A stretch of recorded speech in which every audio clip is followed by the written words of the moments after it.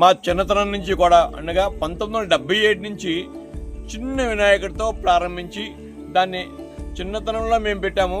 అది తిరిగి మళ్ళీ మా చేతుల ద్వారా పెద్ద వినాయకుడి ద్వారా పెట్టడం మాకు చాలా ఆనందంగా ఉన్నది. మేము ప్రతి సంవత్సరం కూడా ఇంచుమించుగా మట్టి వినాయకుడినే పెడతాము.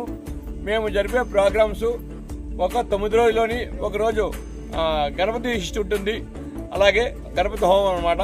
అలాగే ఓ రోజు కుంకుమ పూజ ఉంటుంది, అన్నదానం ఉంటుంది. ఇవి చాలా మేము హైలైట్గా చేస్తాము. ప్రతిరోజు ఉదయం సాయంకాలం వేద పారాయణతో పూజ చేస్తాము.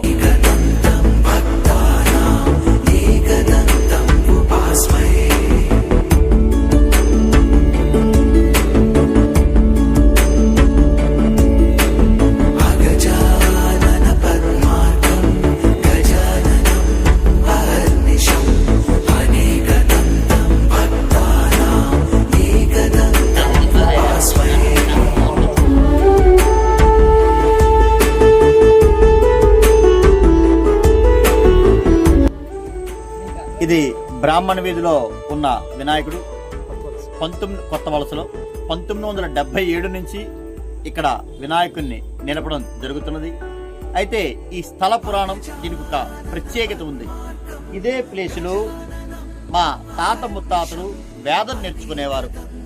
వేద పట్టణం తాలూకా వైబ్రేషన్స్ అక్కడ ఉండడం వల్ల ప్రతి సంవత్సరం కూడా వినాయకుడు ఆగకుండా మానేద్దామన్న వినాయకుడు తనంతట తానే పిల్లలు పెద్దవాళ్ళు రాత్రికి రాత్రి పందిరి వేసి వినాయకుడిని నిలుపుతున్నారు.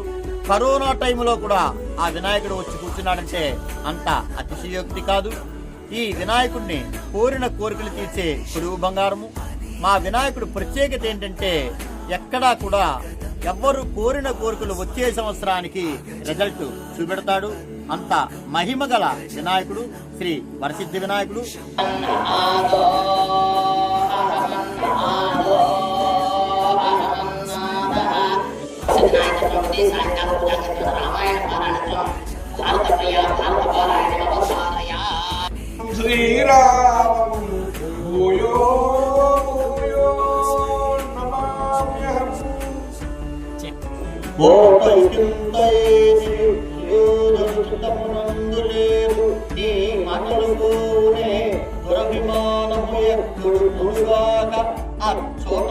సంగరంబులకు చుక్కులు పుట్టునే పోతునకించగింతులు పూలు కృష్ణ